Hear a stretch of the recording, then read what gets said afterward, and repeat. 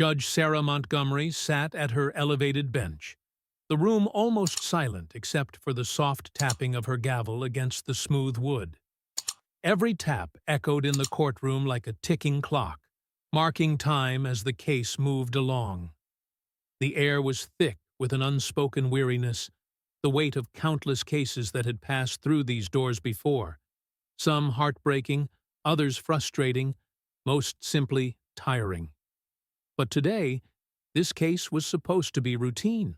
Sitting at the defense table was 17-year-old Jamal Harris, a black teenager, calm and composed as he waited for the inevitable. His posture was straight, his gaze steady, his face unreadable. His hands rested on the table in front of him, appearing almost serene. Jamal was charged with minor offenses, trespassing and petty theft. Nothing violent, nothing dramatic, just small infractions on paper. Judge Montgomery barely looked up as she flipped through the case file. The prosecutor's statements were clear and to the point. Jamal was caught in an abandoned building, allegedly taking copper wire. He was arrested by an officer who claimed Jamal had no reason to be there. Routine stuff. The prosecutor, Richard Lawson, was a man of sharp features and a voice that cut through the silence like a knife. He leaned into the podium, his tone cold and authoritative. "This isn't just a case of a simple mistake," he declared, his voice slicing through the stillness. "It's about accountability. If we let these things slide, what are we saying? That anyone can just break into private property and take what they want?" Jamal's defense attorney, Maria Lopez, sighed as she opened her own file. "Your Honor, the building in question was abandoned," she said, her voice calm but firm. "No private owner, no security, no damages, no stolen property. It's hardly a crime." Lawson didn't miss a beat. "It doesn't change the fact that he was there illegally," he countered, his voice sharp. Judge Montgomery exhaled quietly and turned her gaze toward Jamal for the first time. She expected to see something. Defiance, fear, maybe even exhaustion. But what she saw was surprising. Jamal's face was composed, his eyes steady and calm, almost patient. It was unusual. "Mr. Harris," Judge Montgomery said, her voice calm and measured, "do you understand the charges against you?" "Yes, ma'am," Jamal replied, his voice controlled and respectful. "I understand." "And you were in the building?" Judge Montgomery asked, her eyes narrowing slightly as she studied him. "Yes, ma'am," Jamal said again, his voice unwavering. Judge Montgomery paused for a moment, her gaze lingering on him. This was the part of the proceedings she always found troubling. Young black men in the justice system, often treated as suspects before they even had a chance to prove themselves. Some were troublemakers, some were innocent, and some were just unlucky. But Jamal, he didn't fit the usual pattern. "Why were you there, Mr. Harris?" she asked, her tone measured but with a hint of curiosity. Jamal looked her directly in the eye, his expression unreadable. For a moment, the room was completely silent. Then he spoke, his voice calm and sure. "I was doing my job, ma'am." A ripple of confusion spread through the courtroom. Judge Montgomery blinked, taken aback. "Your job," she repeated, her voice a little softer. "Yes, ma'am," Jamal said, his voice unwavering.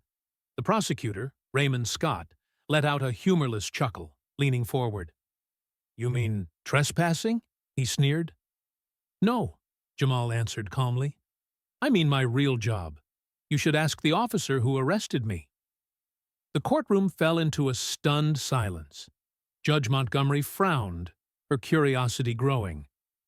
"What exactly do you mean, Mr. Harris?" she asked, her voice slow and deliberate.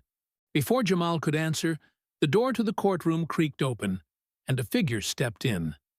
Detective Robert King, a seasoned investigator with a no-nonsense reputation, walked in with purpose. He was rarely seen in these proceedings, but everyone in the room knew he meant business. "Your Honor," Detective King said, his voice firm but respectful, "there's something you need to know before this case proceeds." The prosecutor stood up abruptly. "This is highly irregular," he objected, his voice rising in disbelief.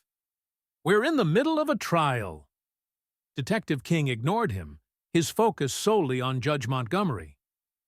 "There's been a misunderstanding regarding Mr. Harris's identity," he said, his tone calm but urgent. The room went silent again. Jamal sat still, his face expressionless as he waited. King looked at him, then back at Judge Montgomery. "Jamal Harris is not a criminal," he said, his words hanging in the air. "He's an undercover agent." The courtroom erupted in whispers. People turned to each other in shock, trying to process what they had just heard. Jamal's defense attorney, Clara Edwards, stared at Detective King, her mouth slightly open in disbelief. "What did you just say?" Clara asked, her voice barely above a whisper. King looked at Jamal for a moment before continuing. "Jamal Harris is working as part of an undercover operation to investigate systemic racial bias in law enforcement. His arrest was a mistake. The officer who detained him wasn't briefed about his assignment." There was a stunned silence. Clara turned to Judge Montgomery, her face a mixture of confusion and anger. "Your Honor, you mean to say that Jamal Harris is an undercover agent, and he was arrested for something he didn't do?" "That's correct," Detective King confirmed, his tone unwavering. Clara shook her head, her frustration growing. "And the officer who arrested him didn't even verify his identity?" King's jaw tightened, but he remained calm. "That's the problem. The officer acted without the proper briefing. Jamal was supposed to be processed discreetly, without any public exposure." Jamal sat silently, his face composed, as the room tried to absorb the shock. The prosecutor, Raymond Scott, slammed his hands on the table, his face contorted in disbelief. "This is insane. You're telling me that this kid is an undercover agent? A 17-year-old child infiltrating the system to collect data? This is absurd." Jamal didn't flinch. He simply reached into his jacket and pulled out a folded document. "You don't have to believe me. It's all right here," he said calmly, unfolding the document. Detective King stepped forward and handed the document to Judge Montgomery. She unfolded it slowly, her eyes scanning the official letterhead, the signatures, the credentials. Everything was legitimate. Her eyes widened in surprise as she read through the details. "This is legitimate," Judge Montgomery murmured, still in shock. She glanced at Jamal, then back at Detective King. "Why wasn't the court informed about this?" King's expression softened slightly. "Because he wasn't supposed to be arrested. The officer acted on his own without verifying the necessary details. Jamal was supposed to be a witness, not a suspect." Clara turned to the prosecutor, her voice filled with disbelief. "So, all of this happened because an officer didn't do his job properly?" Raymond Scott opened his mouth to argue, but no words came out. His face reddened in frustration. "Your Honor," Clara continued, her voice steady, "I request an immediate dismissal of all charges against my client. There is no case here." Judge Montgomery took a deep breath, her gaze still fixed on Jamal. She nodded slowly, her fingers tapping against the bench. "Motion granted," she said firmly. The room remained quiet, as if no one dared to speak. Jamal stood up slowly, his expression unreadable, but there was a glint of something in his eyes, relief, maybe, or perhaps something deeper. He gave a small nod to his attorney, Clara, before turning to leave the courtroom. Clara watched him for a moment, her face softening. She had seen many clients in her career, but Jamal was different.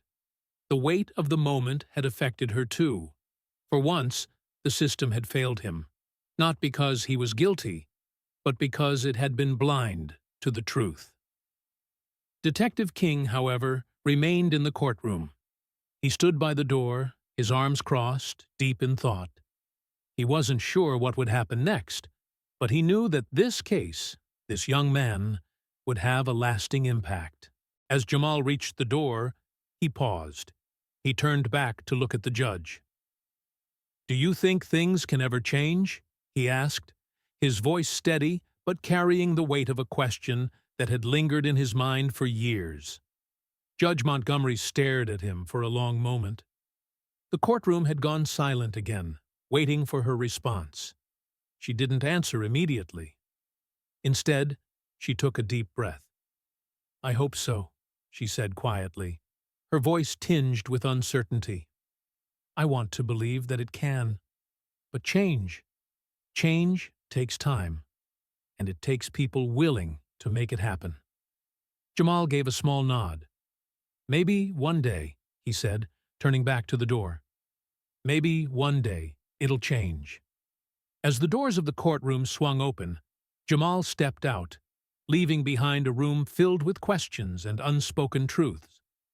Outside, the sun shone brightly, but the weight of what had just happened lingered in the air.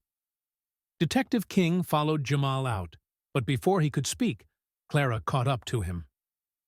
"Do you really think this will change anything?" she asked, her voice laced with doubt.